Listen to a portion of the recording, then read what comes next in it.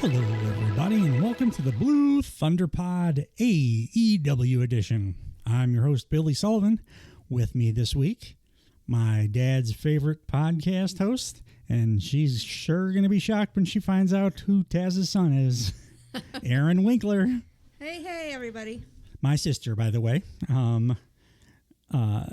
Just in case you didn't listen to the WWE pod yet, that is dropping at the same time as this one. Go check it out. But I figured I'd have to mention it on both. We just recently went over Raw. Just finished that recording. After Aaron had been on a wrestling hiatus for essentially 20 years. About 20 years. And now we're about to dive into the deep end. The real grapple fuck freakazoid fan base like me, AEW, and we're going to talk about Dynamite. So I'm just going to ask off the top for a general feeling. What did you think of Dynamite as a whole, and how did you feel it compared, good or bad, or either, to Raw? I really enjoyed it. It was my very first AEW experience. I have a lot of WWF, WWE experience way back in my history, but this was my first time actually watching AEW, even though Billy has told me to watch it over and over and over again. I tried showing everyone on Earth the Vikingo Kenny Omega match. I really liked it. I was super impressed just generally with the mic work of pretty much everybody I saw. No scripted promos in AEW. It was great. There were some guys on Raw where they just felt stunted and forced when they were talking, even if it was just for a little bit, or the characters just felt kind of ridiculous. If you've heard me do that, I do it's a sound effect every time I'm talking about a WWE promo. Da da da da da da da da, because that's how they write them basically in iambic pentameter. Sorry, continue. Right, no, one of the things after I had finished watching that I noticed was that there wasn't really anybody that stood out as like a weak point on the mic to me, which I was like, maybe this is just a really good Dynamite, and then you told me this was a weird Dynamite, so I would say this was a solid Dynamite. Okay. Last week was a great Dynamite, and they've had a series of great ones, but this is what they call the go-home show. It's the one right before the pay-per-view, so you can't really do a ton of big story stuff, because you're about to do it at the pay-per-view. But that was a big thing that I noticed. Kind of at the end, I realized that. I really enjoyed the announce crew that AEW has. I mean, I knew Taz back in the day, and I always liked him, and I always was pretty happy when he had moved into announcing. He's super funny now. He is very funny. I legit LOL'd when they showed the announce crew, and there was a guy in a lucha mask. Excalibur. I didn't know that was a thing, and it caught me off guard because he's such a great announcer, and not that he shouldn't have a mask on. I just wasn't expecting 100%. He sounds like a dude that should have been like a broadcast school guy or something. And no, he was like a luchador with El Generico and Ring of Honor and Chikara and shit. and he just happens to be the best play-by-play guy that's ever lived. And then he knows every fucking move, every Japanese name for everything. Taz gets pissed if you say any kind of armbar wrong. It's it's not a cross arm breaker. It's a Juji Gatami. Get it straight. It's a Juji Gatami. But yeah, X knows everything. It's a variant of the Tiger Driver 98. I liked the idea of having a few guys at the announce table throughout. I felt like that broke it up a little bit, which was kind of nice. You weren't hearing just the same voice all the time. I liked that some of the active talent would sit down at the table. Yeah. And because this is my first introduction to AEW, so seeing somebody that wasn't necessarily wrestling that night, but kind of getting a taste of their personality because they were spending some time at the table, was a good way to be introduced to AEW. Daddy Magic with Danny Garcia, that's his mentor kind of thing. Yeah, I mean, it was nice. I really enjoyed that. That stood out to me as something. And I actually, Collision has one of my favorite announcers, Nigel McGuinness, who British guy that is super, super funny. But that's on Saturday nights. Okay. You can check that out too. I'm going DVR is DVR. DVR. I definitely, like I said in the WWE Raw episode, this has reignited my interest in wrestling, and I'm gonna stick with it at least for a little while and see if I still feel that way after I've watched a bit more. So was the difference in ring both style and quality as evident to you as it is to like me or other people that watch. It was, and I don't know if this is going to make sense, because it makes sense in my brain as somebody who hadn't watched it and as somebody who jumped back into Raw after 20 years and felt like Raw just picked up where it left off kind of 20 years ago. And it felt very much like I was still in 2001 or something when I was watching it. This felt more modern. Even like the clothing that they wore, like there was leather jackets on Raw and there was like leather jackets on Dynamite, but they felt different. It felt more modern. The talent was able to wear kind of stuff that they wanted to wear, it seems like, versus being a character. Yep. One of their big mission statements was like, you are going to have creative freedom. Tony Khan ultimately decides who wins and loses and who wrestles who. But like, they have a lot of creative freedom as far as their gear, as far as their promos. And the promos thing, that's a two double-edged sword, because the reason everybody's pretty good in AEW on promos is because it's a sink or swim situation. You are thrown out there, no script. They say you need to touch on this, this, and this. Do it however you want. And the people that can't do it, it's fade away. Right away. And then sometimes they'll go away and come back. Like Danny Garcia was a terrible promo. Now he's a pretty good promo. Yeah. But like, it's definitely a sink or swim thing here, both in the ring and like on the mic. It's, for me, it's like the spiritual successor to like 1995 and prior WCW.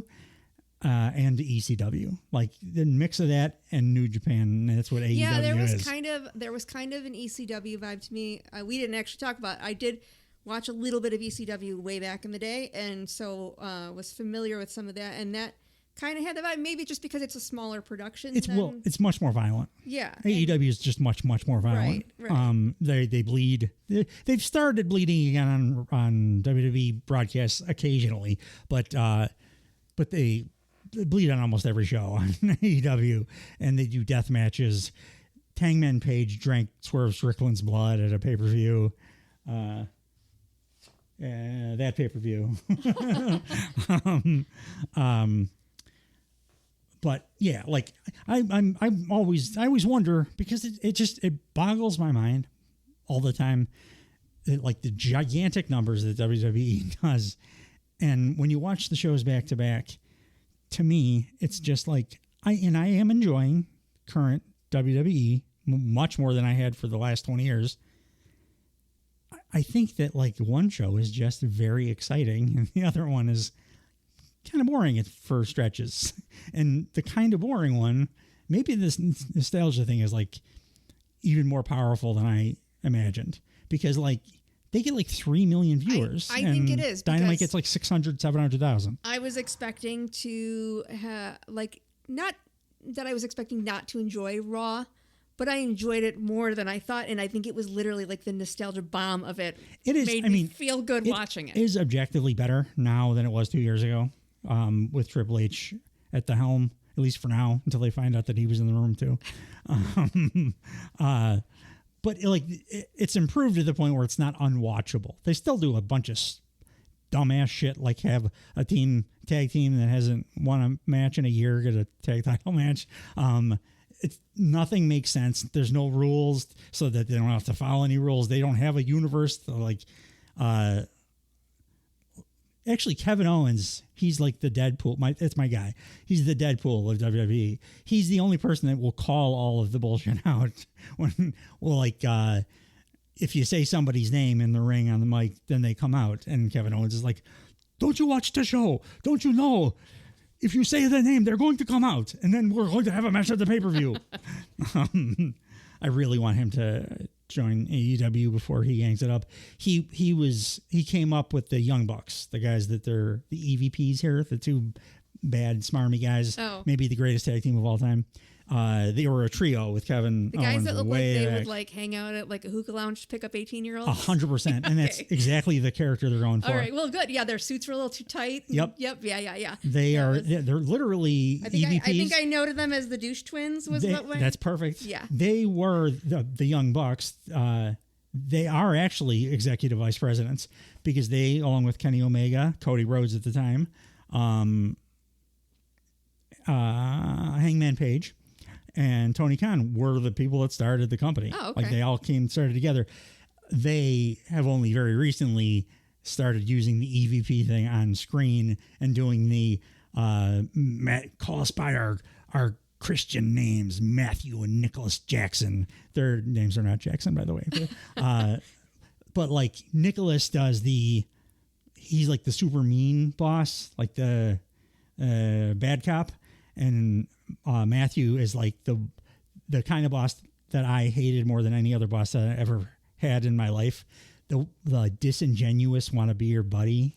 Like, I'm going to have to fine you for this. Yeah, you know, but you know what? But you're killing it. You're a rock star. You're crushing it. Like, he's great at that. Yeah. And I only got a little glimpse of them, but it was an interesting one. They were not in.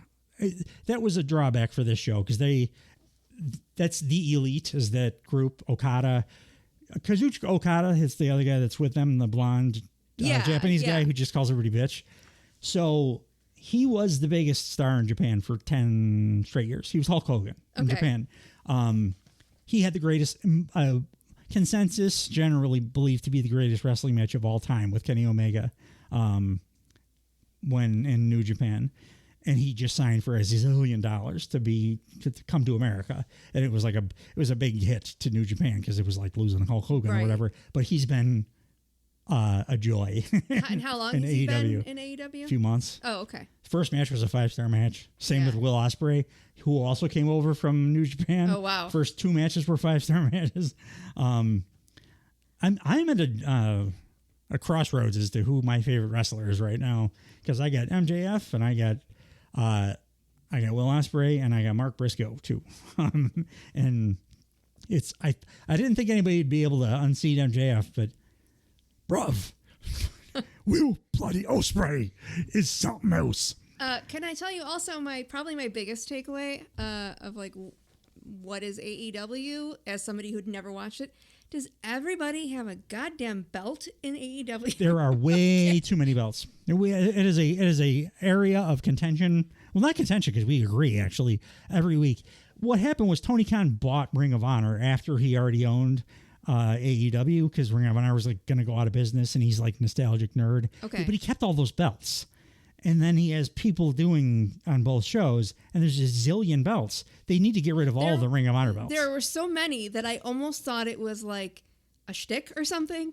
So the ones you need to give a shit about are the men's and women's world title. Okay. The TBS is the women's secondary. The TNT is the men's secondary, and then the international is like the Intercontinental Championship.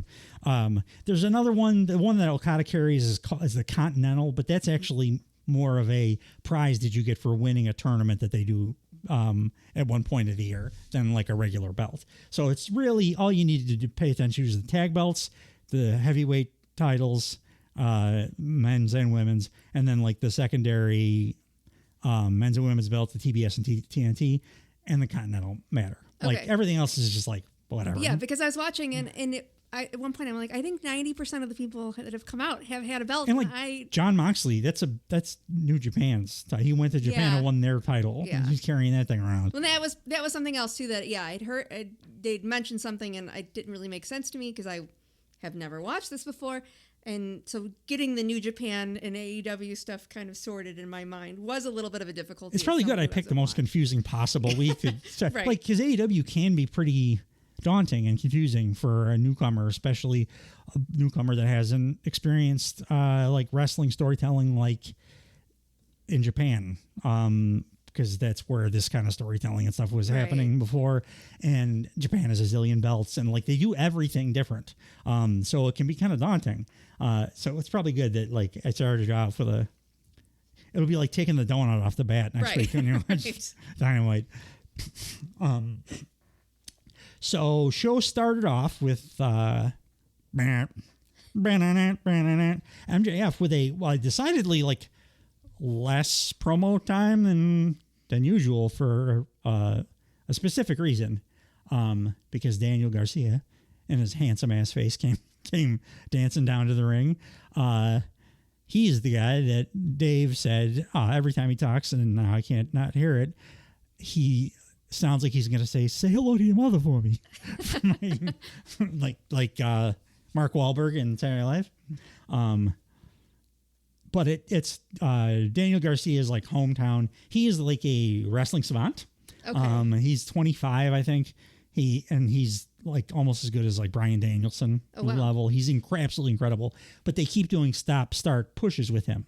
So like I'll believe it when I see it. But he's ready to be like a big star. So I was happy to see him in the ring with MJF, Will Ospreay, and like those are your two biggest probably baby faces, because Swerve is kind of a tweener. Okay. What'd you think of like MJF as a character, of Ospreay, Will Ospreay as a character, and Danny Garcia? I liked the back and forth that kind of happened. I was a little not sure what was going on at first, because I was like, wait, are they? I'm asking more for the vibes, because there's no way for you to without. But I have to tell you that the first thought I had about MJF when I didn't know who he was, I didn't even realize he was the guy that you loved so much. I was like, he has a flavor of like in his prime Chris Jericho vibes when he talks on the mic. Jericho was his first mentor in AEW. Okay, well that makes sense. They did a song and dance number together in 2019. That was my first, that was kind of like what I felt about him. My first impression of him was just like, this reminds me of early, awesome on the mic. So current fun Chris to listen Jericho, to Jericho. I'm very tired of, but that's a great call, and that's amazing that was like his first mentor in a big company was Chris Jericho. Yeah, that is literally his first big feud. That was the definite vibe that I got from him, and I appreciated that. And I figured I would probably like him if I stick around and watch some. How about Will bloody Ospreay, bruv? I didn't know what I thought about him at first, but I think I'm gonna like him. He seemed like he was like a pretty big hit with the crowd. So he's the best. He's the most exciting and best wrestler that's ever lived. So I figured there's something to it, because if the crowd is reacting to you, then once we're done recording, I'm going to show you a match. Yeah. That will give you an idea. Yeah, I definitely want to see more of these guys, especially the people I've never been. 2 pay-per-views ago, he and Bryan Danielson had a match that a lot of critics considered the best North American match of all time. But he also is like very earnest, and he talks he really talks like that. Yeah, well, like I said in the Raw episode, I'm kind of impressed across both companies that they're expanding out. And it's not the same oiled up white dudes from America that are There's wrestling. very little body grease in AEW. Yeah, and they're branching out into Europeans. Because you know what? Tough guys don't fucking put grease on their bodies. Right. Will Ospreay, a great promo too. And he is autistic. Openly. Really? Talks about it openly. Which is amazing that he is such a flawless promo to me. Like I think I could see that helping him do the things in the ring that he does, because he does a bunch of stuff that literally nobody else can do or could even try. And the focus that can sometimes come with like being on the spectrum, I think could help with that. But I would think it would hurt his ability to cut these like super long, flawless promos, and he just is great at it. Yeah, I mean the drawback of this introduction to AEW for me was that, like I said, everybody seemed really good on the mic work, so it was hard to be like, oh well, I like this person. This was a great first impression from this person versus this person, because they all were good. That's actually so like Triple H would probably tell you that, and that's kind of a WWE philosophy. They intentionally hold people back from doing their best work, because they want other people, like they want it to be levels. They want to be able to manage. And for me, I just want to see the fucking awesomest shit. Yeah. Like, I don't care about what your hierarchy is. Right. I want everything to be awesome. MJF got cut off so it's looking like it's going to be MJF versus Will Ospreay at Wembley, which is like they had 80,000 people there last time. It won't be that this time, but it'll be over 50 or 60. Yeah. I think I'm going to have to watch that. It's their big. It's going to be their biggest show. Oh, yeah, absolutely. Ozzy Deck will be open. Do you agree with me that Daniel Garcia is a strikingly handsome young man? He is. I think he is, and I really appreciated nice jawline. The New York back and forth that they were doing. It was cute and it was fun, and it was a nice way to like kind of be introduced to them. I think they went to the same wrestling training school too. Yeah. Along with This was later, but Taz's son. The suspense is killing me. And they were in Buffalo, so that's like Danny Garcia's place. Right. MJF just rules. He's the best talker I think ever. Well, like I said, yeah, like prime Jericho vibe. So, and that's very high praise. Yeah. I mean, Jericho's one of the best players of all time. Right. They cut then to the World Heavyweight Champ. First black World Heavyweight Champ in AEW history. Bad motherfucker, Swerve Strickland. He's a good guy, but he's like a nasty. He's like a tweenery Steve Austin guy, where he still does like nasty shit. Like I kind of got that vibe. Kicked Will Ospreay's head off at the end of this. Well, you knew that was coming. Yeah. So, even if you've never watched before, you knew that was coming. But he's incredible. What'd you think of his little promo with Prince Nana? It was interesting. That's a great word for it, because Swerve, more than anything else, is like unique and interesting. The way he moves in the ring, the way he talks, everything he does is different than anybody else. He reminds me of Macho Man Randy Savage, kind of. Not like literally in a literal sense, but in a, like, he dresses in a way that nobody else does. Right. It's very specifically him. He talks in a way that's very specifically him, and he wrestles a way that is very specifically him. Those kicks that he does, usually like super kicks look like the Shawn Michaels, big super kick. He does kicks that look totally different, and they look more brutal. Which is a nice thing, because compared to some of the stuff going on that I noticed in Raw, was like, it seemed very much like a copy paste of guys that we saw 20 years ago when I used to watch. And so it really is the performance to see center. New stuff and new people and new gimmicks and new looks and all of that is kind of nice. It's just more exciting. And the good hard hitting action is just more fun to watch for me. With actual finishes. It did piss me off that the show I picked for you to start your Dynamite career on is the single DQ that they allow themselves. Because that was one of the tenets that they set forth when they started the company, is no bullshit, cheatery, smazzy finishes, no dusty finishes. We're going to have winners and losers, and wins and losses count. They have rankings. They've kind of fucked those up. They are not doing as nearly enough with them as they should, but they do keep records, and they show the wrestlers' records at the bottom of the screen whenever they come out. So the wins and losses matter, because you can't get a title shot if you're 500 or something. Right. And that is that. I mean, always WWE's had that gimmicky thing where some nobody wins the big thing. All you have to do is come be angry and go backstage and be like, I want a title shot. Your mother's a whore. And then they, okay. Yeah. And honestly, at Money in the Bank, structure, as somebody that's never watched, would be very helpful, because then immediately I kind of have an idea of. Yeah, there's rules. There are, as I was saying, there's no rules or universe in WWE. There are very strict rules in AEW. It's the they adhere to them like a sports promotion would. Yeah, I can appreciate that. I think that will be something helpful as I continue to watch and get to know who is who. What do we have? Oh, I did think that the Swerve saying you have a focus problem might have been not intentionally, but I'm he's autistic. Lay off of that bullshit. Plus I love Will Ospreay. Next was John Moxley and Claudio Castagnoli of the Blackpool Combat Club, and Bryan Danielson in commentary. He's also a member of that club.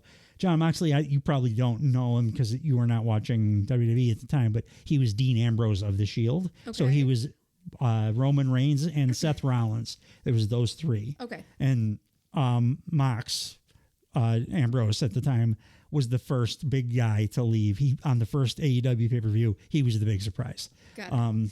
Because he was they were giving him shitty Vince McMahon goofy writing, and he wanted to just be a badass who bled all the time and fought violent matches. I'm a little bored of his shtick now after 5 years. I think he needs to change it, but he's been a stalwart for the company for a long time. And Claudio's another guy just like Mox that left for the same types of reasons. They went up against Shingo Takagi, which probably shouldn't even get in the weeds with you. He's like one of the best wrestlers of his generation, like a tiny bit past his prime. He's in NJPW now, but most of his career was in another Japanese promotion called EDT. Like, it doesn't matter. They're doing these mixy matches because they got Forbidden Door coming up. I'm just very tired of the Blackpool Combat Club. I want them split up. Well, so interestingly, because this was like the first match that I got to see. Yeah. I was kind of worried because in my notes, I was like, this match is starting out weird. It was like they weren't selling anything. It was strange. Well, a lot of people, a lot of WWE people will argue that, I hate AEW because they don't sell. That's not true. They sell like they always have in Japan. It's called fighting spirit, where you get hit with something and you keep coming back, and then later on, it all adds up, and you just like fall down. Because I felt like suddenly it improved and it like changed and shifted, and it was like watching two different matches. And again, because in real fights, usually it's not a one punch like knockout. Right. It's a series of things that cause you to eventually erode to the point where you collapse. Yeah, because at first I was like, this is really slow moving and it's weird, but then it shifted. The Blackpool Combat Club generally, and like I said, I'm more than a little tired of the faction. I like all the guys individually, but they need to break up. But their matches almost always follow that layout where it starts a little slow and then it ramps up to like crazy violence by the end. Well, plus these were guys that they're not in the same promotion. So I'm glad that I wasn't making that up in my own head then. No, you've had a lot of pretty impressive insights about like both companies. I'm telling you, I paid attention and did my homework while I was watching it. I was studying. So this was the DQ finish, which I was like, what the fuck? Aaron's first ever AEW match is a disqualification finish. I've seen literally 3 of them in my life. But you know what? It didn't throw me because it happens so often. And I don't know what the differences are yet because this is brand new to me. So I'm sure it'll become more and more apparent the more I watch. But that was just like something that happens in wrestling. So it didn't really throw me off that it was anything weird. Next up, we had the Bang Bang Gang coming out. Jay White coming out with his sexy abs. He might have the most perfect male body I've ever seen in my life. He's a total scumbag. Looks like a scumbag. He looks like a dude that would fuck your wife. Like that. He does. He does. Against Rey Fenix, one of the best luchadors. He's actually is an AEW guy. And this was a tournament match. So they're doing a thing. They do the Owen Hart Memorial Tournament. Yeah, I heard them mention this year. In the past, it didn't really have any stakes beyond you get a trophy, so it's kind of dumb. This year, the winner of the tournament gets the main event Wembley for the world title. So like it's a big goddamn deal. So the Bang Bang Gang are Jay White, who is again a world champion in New Japan that they stole. He's like the best counter or like sneaky wrestler and counter wrestler that there is probably going. Like he'll act like he's totally out of it for a long time, and then he'll just slither up behind you and hit you with a like bunch of stuff, and then act like he's super tired and like his gas tank is gone, but then he'll counter your move immediately. He's just a really good bad guy for this kind of thing. And it's like, I thought this was a good match. Yeah, it was enjoyable to watch. I could tell that they were both super skilled. Yeah. Phoenix sometimes can be a little what they call spot festy, where it's just spots, big spots. Jay White is more telling a story in the ring, which is just as important as the spots, and Phoenix doesn't always do that. But like just Jay White in the ring is enough for me. So my next note was explain Christian Cage to Aaron. Can I just say he is aging like a fine He's wine. A sexy motherfucker, right? Oh my gosh, I couldn't believe how good Vince McMahon one time, like no joke, wanted to have a blue dot put over Christian's face when he was on TV because he thought he was so ugly. Oh no, that's like insecurity on Vince's part. He is like he is zaddy as a motherfucker. I mean, I couldn't believe how since the last time I saw him many years ago, how great he looked. It's literally in my notes that he looks great. So what his thing is, it's the Patriarchy is the name of his group. Yeah, I kind of got the family vibe. Started because for several feuds in a row, Everybody he feuded with had a dead father. Jungle Boy Jack Perry was the first one, Luke Perry's son. Oh, boy. So, bunch of stuff about Luke Perry being dead and I can be your father. Nick Wayne, the 19-year-old kid that is in his group, his dad was Buddy Wayne, passed away a few years ago. And Christian said, I will be your father. Christian, every feud, he finds a way to finagle dead father. Oh, wow, that's kind of a great angle. It's incredible. He's incredible. And then, like, when people boo, when he's talking, he always says, shut up while I'm conducting my business. He's just the best. He's the best Christian that he's ever been. Yeah, and I liked him when he was Christian. The lady, WWE. it's Nick Wayne's mom. They call her Mother Wayne. Christian doesn't. It wasn't just like his gear for the like interview here. He wrestles in a sleeveless turtleneck. Yeah, I'm definitely gonna have to keep watching. He is one of the best things going. He's our father. I want to get Nick Wayne has a shirt that just says Christian is my father. I want that very badly. So this was next up was your only meeting here really with like the most important bad guys in AEW right now, Matthew and Nicholas Jackson. The Young Bucks, they were the first, back in the day, they were the first wrestlers to show that you could make a really good living not in WWE. Like, they were real smart about their merch. They were smart about like booking independents, and they were the best tag team ever too. Okay. But they were making six figures, not in WWE. So that like a lot of WWE fanboys really fucking hate them.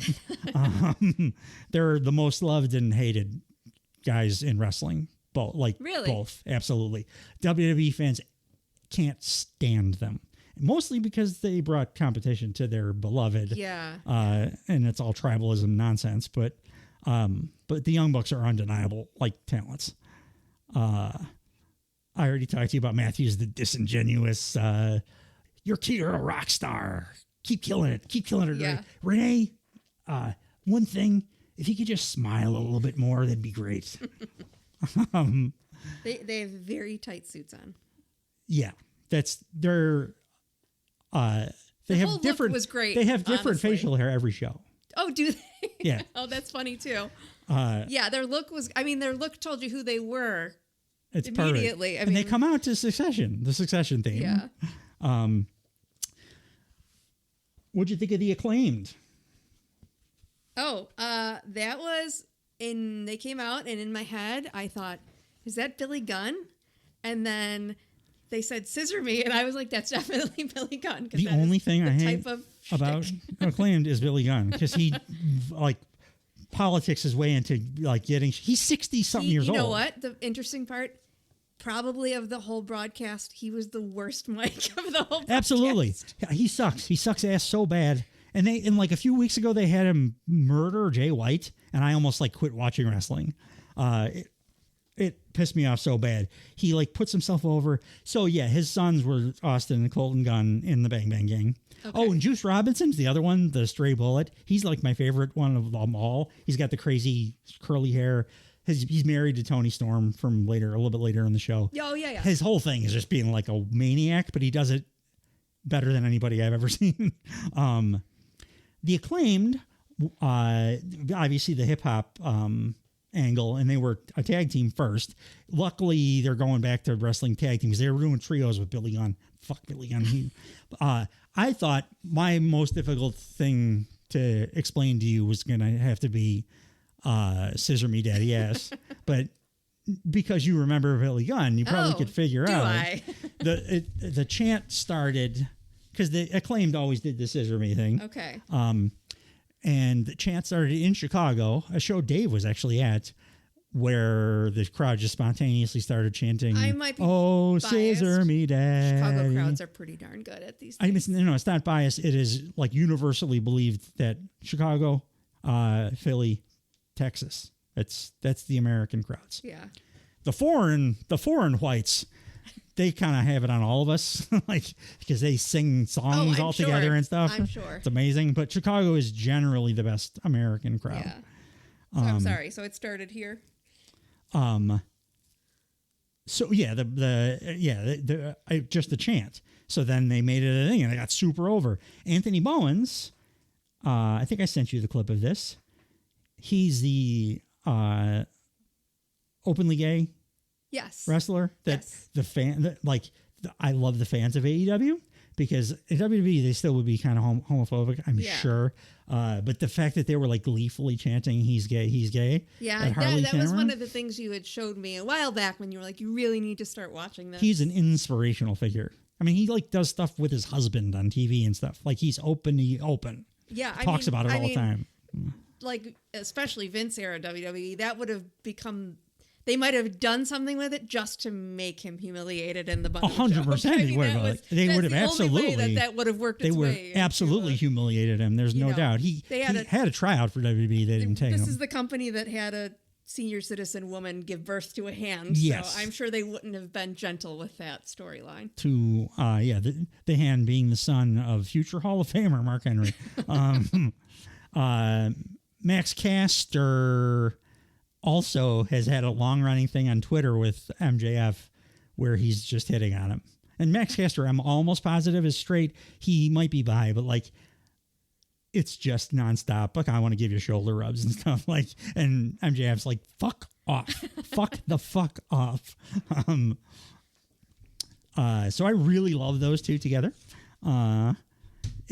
I thought we were going to get a tag title match coming up at the pay-per-view, but I guess it's a 6-man, and we're probably going to do the tag title match at All In. Okay. So I have to put up with fucking daddy ass and his steroided up 60-year-old. You know, Billy Gunn right now is 14 years older than Hulk Hogan was when I saw him at WrestleMania in Toronto. Wow. Yeah. He needs to leave. Yeah. Well, like I said, he was the worst mic. You would think a guy with that much experience would have some improvement on his mic skills, and he was the one low point. I forgot about that. Both his sons are better talkers. When I said everyone was good on the mic, I forgot. I have to both of his sons, back that statement. His current group are both way better talkers than him. They're way better wrestlers too. Both his sons are better wrestlers than him too. I have to ask you, not to derail your conversation, how do you feel, as someone who watches all the time, about the split screen thing that they do? Because I don't know how I feel about that. So I have a way around it. If you get a VPN and watch it on Fight TV, which is where you would watch it if you were in the UK, it does not split the screen. Oh, they just continue. Because I was like, I think I like it because they're not like, it's not a weird pause. If I'm watching it on regular TV, I fast forward past the split screen stuff because they don't do anything really of consequence. Yeah. It's fun watching on the Fight TV because the commentary guys then can go hog wild and like do a bunch of funny jokes. But nah, like it doesn't retain me. I'm not that interested. Because I was like, this is new and different, but I wasn't sure what I thought about it. I think I explained Okada to you. He was like the biggest deal ever. And now so far he's come into AEW, has been basically like a super over comedy character after being like the Hulk Hogan for a decade. And his one match that he had was a 5-star match at a pay-per-view. Next up was the Conglomeration, which is a new group. Mark Briscoe is the other guy among the three that I put all the belts on him. He's the guy. The Briscoe brothers were a legendary tag team in Ring of Honor, independent. They were like absolutely amazing. Jay Briscoe was the older brother, kind of better looking. Mark Briscoe, you wouldn't know it because of the way he cuts his promos, but it's very intentional, is the brains. He's like a Rhodes Scholar, by the way. I mean, that makes sense, though, because they like always say that you do your opposite stuff the best. So the Briscoe brothers, despite being one of the greatest tag teams of all time, could never get into WWE or AEW because the networks wouldn't allow them. Because in 2007, a very young Jay Briscoe said something like, "I'd whoop my son if you turned out to be gay." Now, decades of like actual legitimate, like on the word of Sonny Kiss, a very openly gay wrestler, on the word of Anthony Bowens, like changed. They're from Sandy Fork, Delaware. So like, yeah. Okay. Changed his ways completely. So they should have let him back on TV. He like did an earnest and real and very public apology. And it was like a long time ago. And it wasn't even that terrible a thing, but they couldn't get on.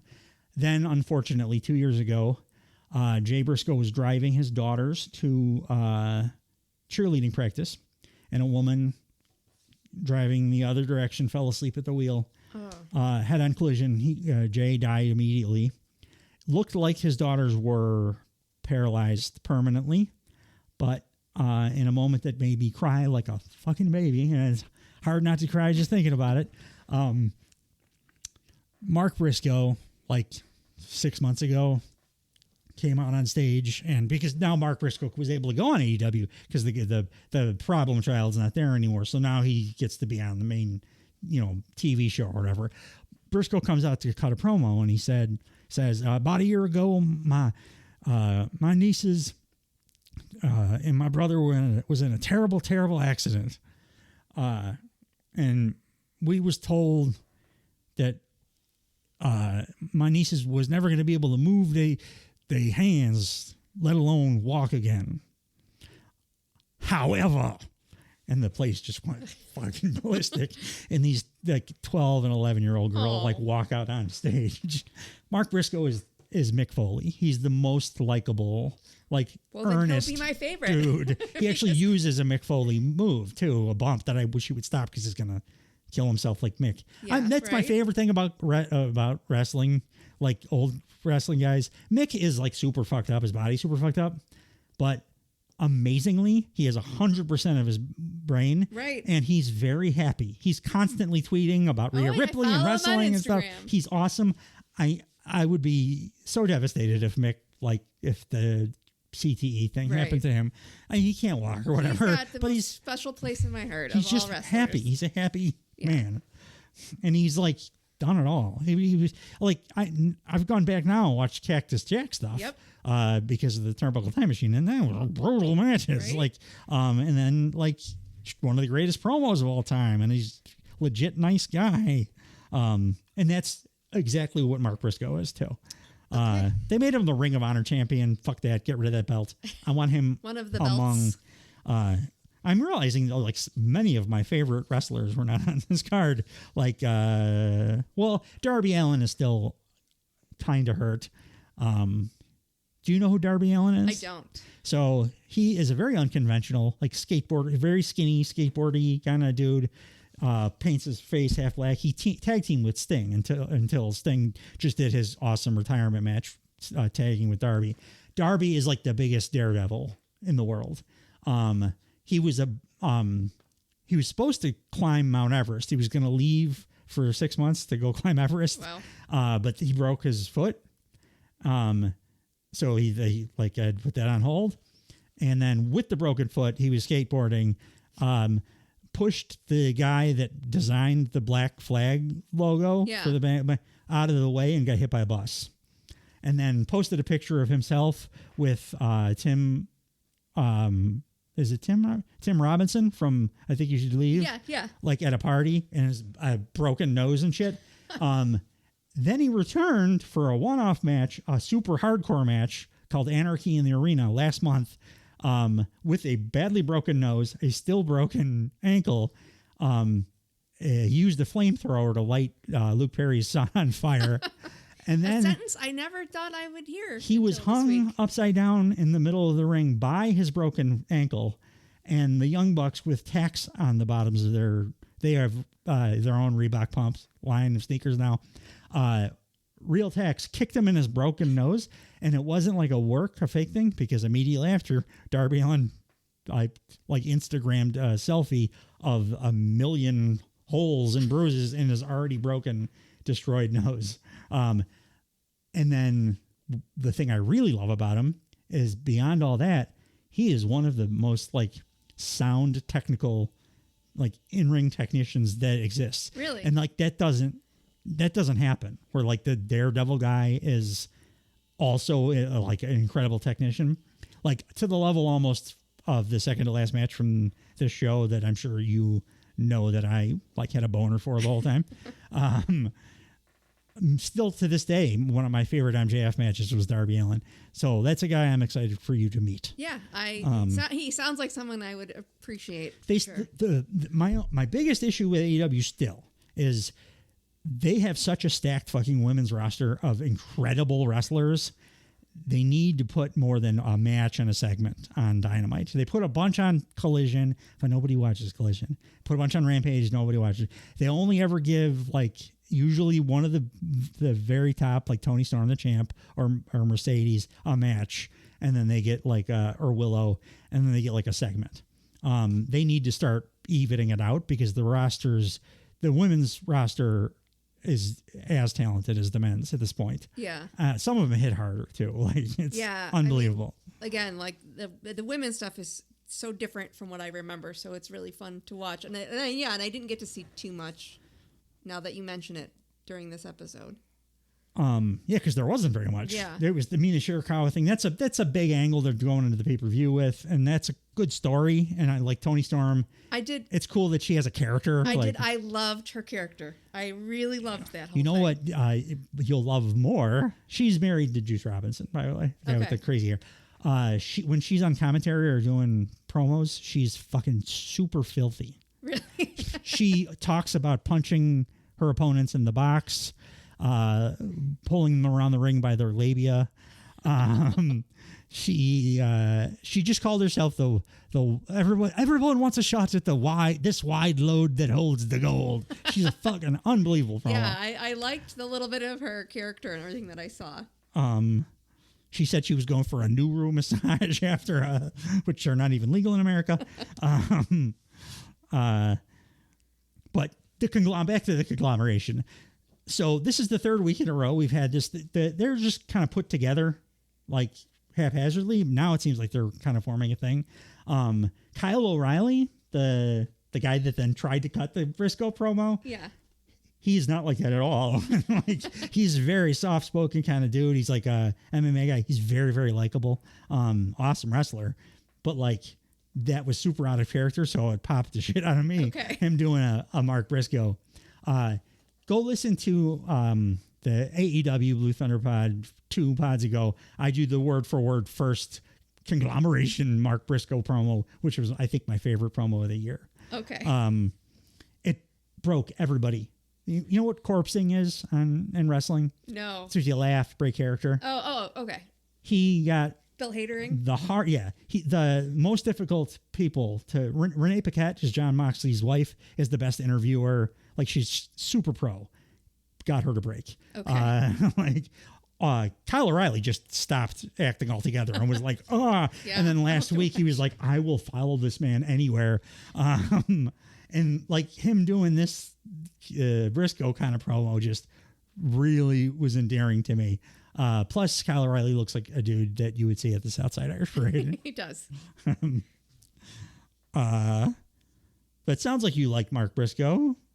Did you get the Orange Cassidy vibe? Do you know what his deal is? I don't know what his deal is, but I liked him. I know that. He's very, very popular, and he's one of the best wrestlers. I liked his whole shtick at the announce table. From the start of his career in AEW, carried over from the Indies, his whole character was, I can't be bothered. I don't care. That's what it was, and I really appreciate it. And then the character has like evolved to like he does the thing where he puts his hands in his pockets every match, but then he flies around with his hands in his pockets the whole time. He does these baby kicks where he kicks him in the shin.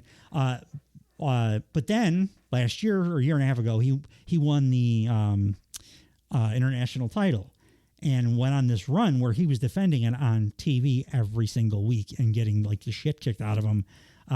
Had maybe the best title run of any AEW title run ever, and that evolved his character kind of. He was always with these guys, the best friends. That was their group. They just all broke up and abandoned him. So now he's like looking for new friends. Basically, Willow is his only friend he knows for sure. But it seems like the conglomeration might be his next thing. No, I appreciated him. I liked like the way he was. He does a thumbs up like this. Yeah, like the unenthusiastic. He was the only one that didn't break for Briscoe. Okay. He's unbelievable. How old do you think he is? I have no idea. I just think he looked like he reminded me of Ryan Gosling. That's 42. Really? Yeah. I thought he was in his 20s or something until, like, the way he flies around the ring, too. It's absolutely incredible. Yeah, I probably need to watch him some more. So next was the Timeless Tony, Mina Shirakawa thing. So Mina Shirakawa, Timeless Tony Storm brought in Mariah May, who's an awesome wrestler, Australian wrestler who was in Stardom in Japan. That's the top Joshi women's wrestling thing promotion in Japan. Tony actually came over from there originally too. That's where all the best wrestling. That's what like Osprey talks about, the best wrestling on earth is that Joshi stuff. So Mariah May has been Tony Storm's like understudy. Right. She's they like kept a saying delusional. like she's her mentor and all of that. She tag teamed with and had a vaguely bisexual, maybe tryst kind of thing with Mina Shirakawa. Yeah, that was pretty. Who currently is still in Stardom, but like now there's a tug of war between and Mariah May and actually all three of these women are fucking like tippy top best wrestlers in the world. Tony Storm does a hip attack where she sits you in the corner and then she runs full speed and hits you kind of where their ass. Yep. And it knocks everyone's head back. It's like it's the dark arts of wrestling that like I don't really want to know, but it shouldn't be able to be done without concussing someone every single time. She's got some good hips on her. Yeah, she talks about it all the time too. I wish I could remember all of her. She's like so many great lines. Whenever she's on commentary, like I'm cracking up. She's been champ for a while now, though. So I think what's going to happen is the Mina Shirakawa thing is going to break up, and it'll end up being Mariah May that beats her for the belt.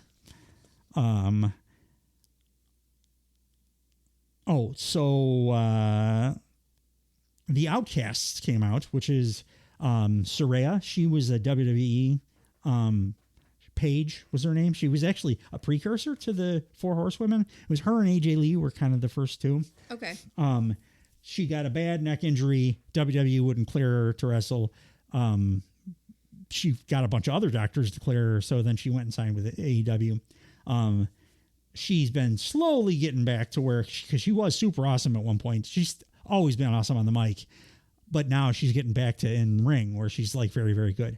Her new member, Harley Cameron, which incidentally was the person that was trying to hit on Anthony Bowens when everybody chanted, he's gay, who everyone, including myself, thought was just like an eye candy person. They brought in to be like a TMZ character because she always had like her boobs on display and playing a ditzy thing. Well, meanwhile, she's a fucking phenom because she has wrestled 13 total matches in her career, and she looks like she's been doing it for 20 goddamn years. Wow. She's absolutely amazing.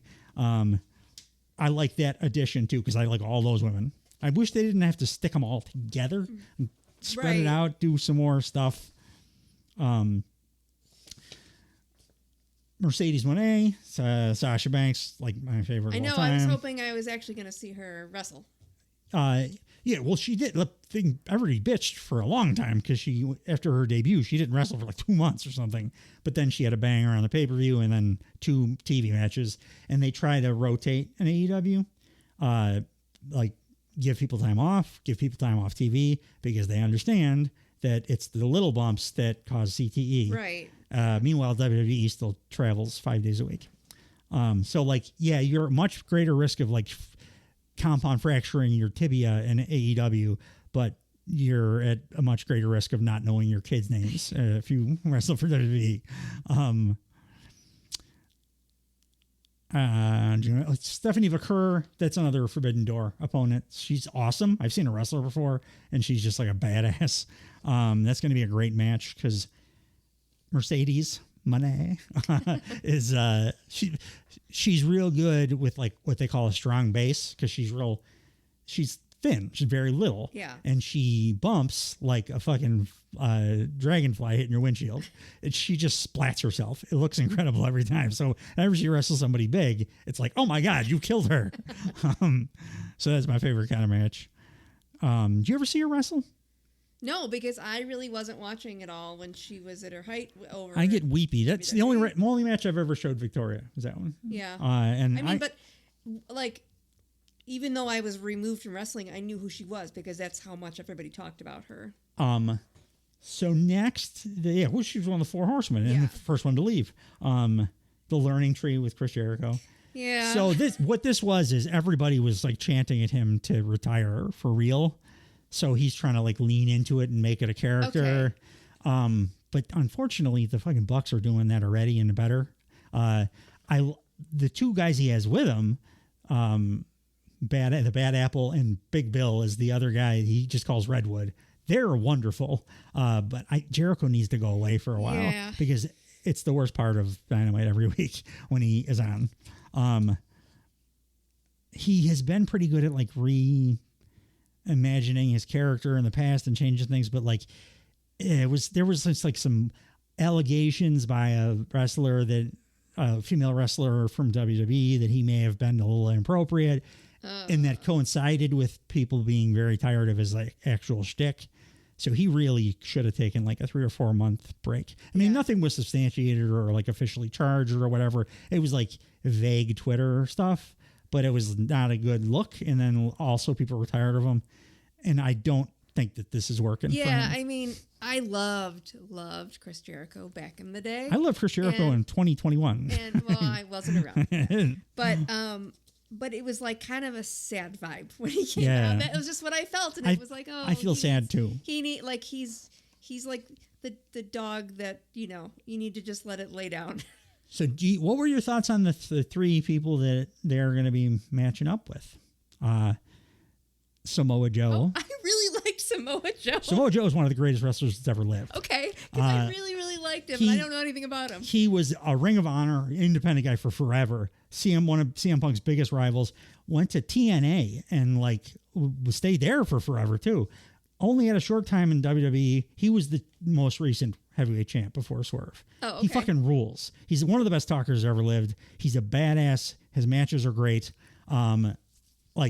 He has incredible vibes. He just seems scary. He's funny.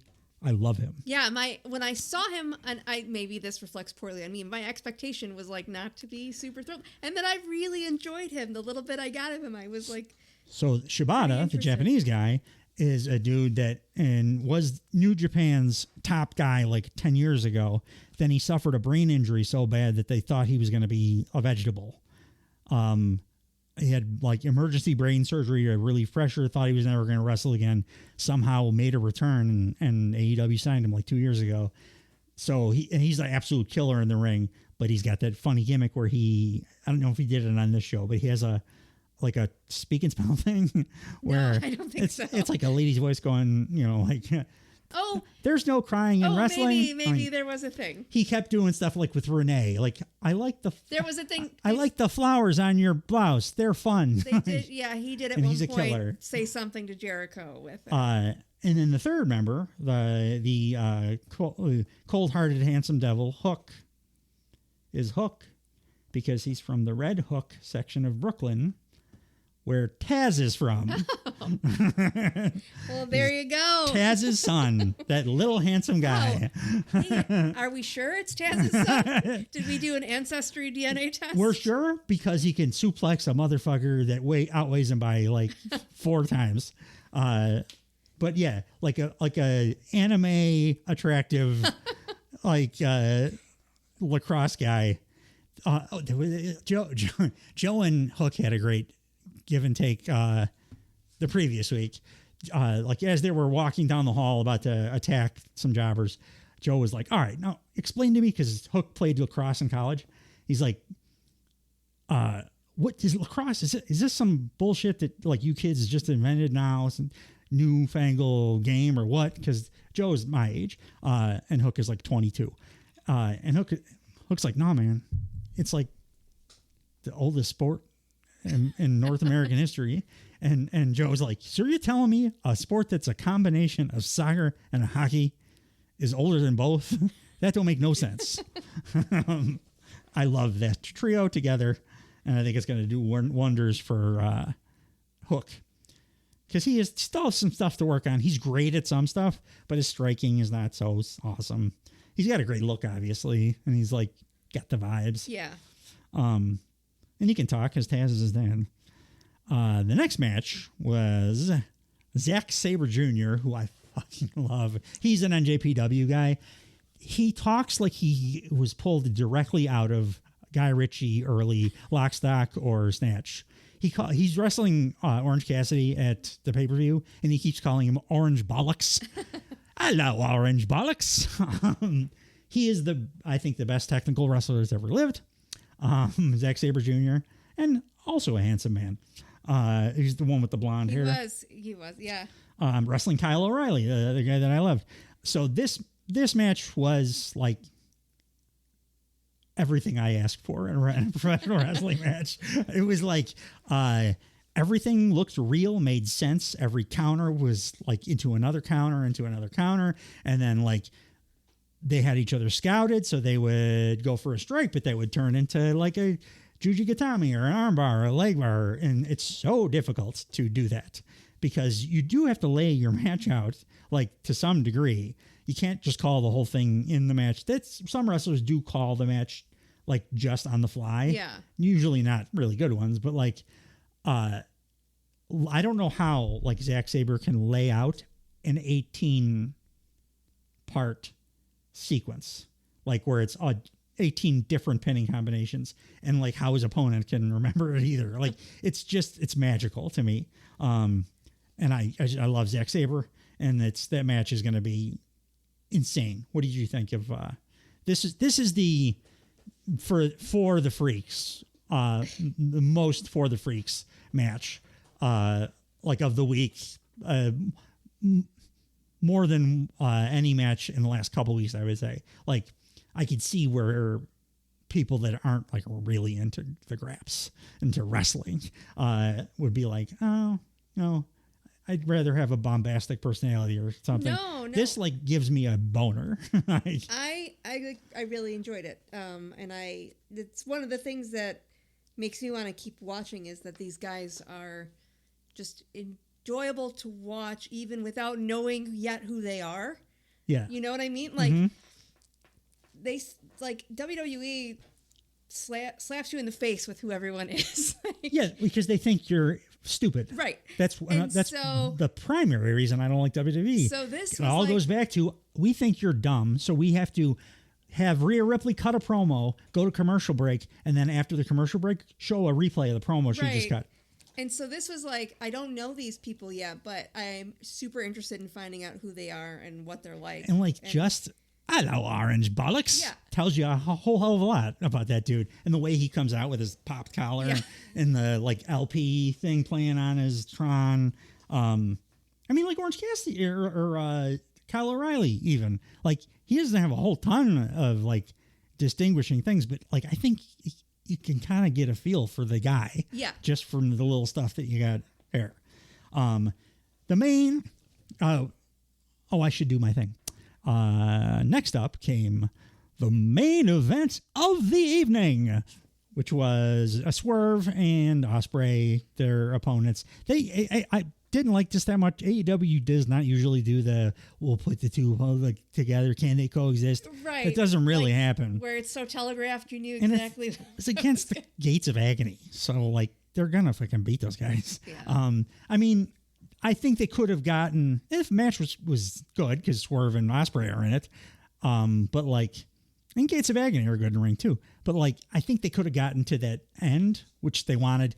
The thing they wanted to get to was Swerve leaning back into like I'm a bad motherfucker more than anything else. It's interesting because this, of all the matches, felt the most WWE-ish to me because it was like can they coexist? The whole like, oh no, you can see that this isn't going to work out. And then also with Gates of Agony, I don't know them yet, but they were kind of like big Samoan guys, like big stereotypy character, costume, Islander-y guys. So it definitely felt the most. You know what's hilarious? Like Ospreay and Swerve, on top of being the world champ and the most popular guy in the company, are probably the least WWE wrestlers that are on the entire AEW roster. But it was just this, like, That's what I mean about the last Dynamite before a pay-per-view. They always throw some nonsense bullshit. We had a DQ and a Can They Coexist. But it also made me... Those things don't happen in AEW. It made me interested in wanting to watch those two fight each other, though, too. So... Because they, like... it was a fun match to watch them in. And it's going to be something. And I wanted to see them fight. So it's... Oh, my God. I guess it did that job. It's going to be something. So it sounds like you enjoyed Dynamite. I did. I was a little nervous because this was so new to me. Like when I watched Raw and I was like, oh, this feels like I just watched it yesterday. Then I was like, okay, coming and talking to you about it because I was comfortable. Yeah. With AEW, I knew it was going to be different. I didn't know how it was going to be different, but I mean, it was. They expect enjoyable. more of their audience. They expect a little bit more, like paying attention and stuff of their audience. But like I knew you'd be able to do that. Yeah. You don't need everything like beaten over your head or ladled down your throat nonstop like WWE does. You know what and I feel I should again caveat, I am enjoying a lot of WWE stuff on the level that I can. The worst AEW stuff is better than the best WWE stuff for me. For most people, it's not. It's the other way around. But like, I am enjoying some of the stuff in WWE right now. Yeah, I actually was in a really good spot, having not watched either, and having not watched WWE in so long, and having never watched AEW, it was really fun to watch both. I think this last 6 months is the best time there has ever been in history to be an American wrestling fan. Yeah, I mean it's a good time for me to get back into it, I guess. Yeah. One of the things I wanted to say that it struck me about AEW, they had a bunch of guys who weren't particularly like big guys, but they looked so tough. Like fighters, right? Look like fighters. Well, like Kyle O'Reilly looks like a fighter. Look at UFC guys. They aren't shredded. Bryan Danielson, I didn't even realize who he was. He's the scariest dude. He looks so scary. He's the scariest dude. Like a guy that would be like in a Coen Brothers movie. Yeah. As the he also does guy that shit doesn't like talk. He does shit like he broke his leg halfway through an Okada match and wrestled for 14 more minutes with a broken leg, and then won by putting a submission on Okada using the leg that was broken.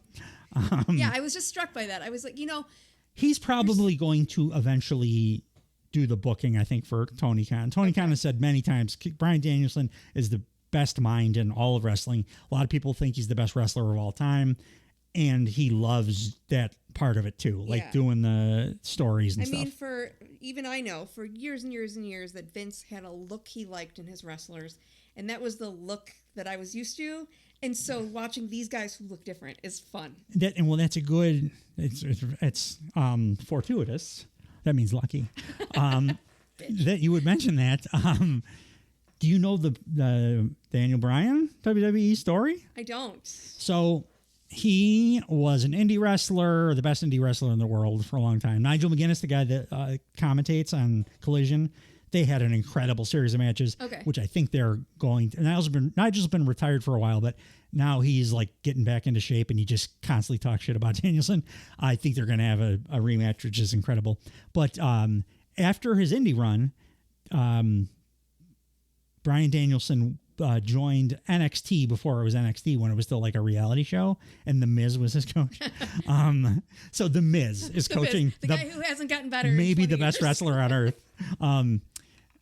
But they made him change his name to Daniel Bryan because Vince is a fucking piece of shit, dumbass, trash person, and not a genius. I'm so glad I don't have to hear, but he's a genius. He's a brilliant businessman. No, he was a ruthless, heartless businessman that just like muscled people out of business. He didn't come up with good ideas. He killed his competition. You have all the power, it doesn't matter what he killed all his competition. That's all he did. But Daniel Bryan, got so over with the crowd that they started a thing called the Yes Movement, because his thing was yes, yes, yes. He was not supposed to main event WrestleMania because he's 5'7" or whatever. It was going to be Batista and Batista and Edge, maybe. Batista and Randy Orton. And so guys who have the look that Vince liked. Exactly. And I like both of them. That came from the Performance Center. And Daniel Bryan was an indie wrestler where you become a better wrestler because you're trying more stuff. They tried over and over and over again to like get him out of the main event picture, but it got so overwhelming, the crowd response. Everyone in the entire arena was wearing his shirt, a white Yes shirt, that they were forced to put him in the main event of WrestleMania, and he won the world title. And it was like a legendary thing. It was one of the very few times that Vince McMahon backed off on something that he had decided, I know a little guy can't hurt her. And Bryan Danielson's just so fucking good at everything that he was undeniable. And when he signed with AEW, it was like match made in heaven. And I really do hope he runs the show like down the line. Yeah, he said that this is his last full-time wrestling year. Okay. Because he had to retire for a while too because of concussions, and he likes fucking with people. He's got a weird sense of humor. He looks like it, just physically. He likes fucking with people by like he'll sell a seizure in the ring a lot, or like do a thing with his hands where it looks like his and people were really worried that he was like gonna die. Yeah, and he loves doing that shit. Do you know what Hindu squats are? I don't. Excuse me to the listeners. I just want to demonstrate. My knees can't. The Hindu squats are just those squats where you go all the way down and you like that. Oh, okay. But all the way down. Bryan Danielson stands in gorilla on every show that he's on and does Hindu squats nonstop until it's his time to go out onto. Hindu squats famously make people piss blood if you do them for long enough. He's a fucking maniac. Looks like the kind of guy that might want to piss blood. Yeah, I think he would. That's what his look is. That's what I'm saying. Maniac. He's like the Coen Brothers character that doesn't talk that you should be afraid of. The only knock on him that people have, and Dave has a big thing about this, he, at this point in his career, wants to put over all the young guys. So he loses all the time. He wants to lose all the time. Yeah. He refuses to, like, win titles and stuff. But, like, he's the best wrestler in the world, maybe. So, like, it pisses people off. Like, no, win. We want you to win one. Just win one AEW world title before you retire because it needs to happen. The payoff. But he just wants to put over everybody else. He wants to help everybody else. That's awesome. He's a good dude. Like, that's awesome. But yeah, he's also a vegan that made a vegan WWE heavyweight title out of wood and like leaves and stuff too. When he was on screen, I was like, I just wanted to watch him wrestling. He looked scary. He looked tough. And I could watch him wrestle every day. I wanted to see him. If you listen to my best matches of the first half of 2024 podcast, one of the top 10 matches it took place in Japan this year, but it was Zack Sabre Jr. and Bryan Danielson. Okay. They had like a 60-minute fucking grapple fuck.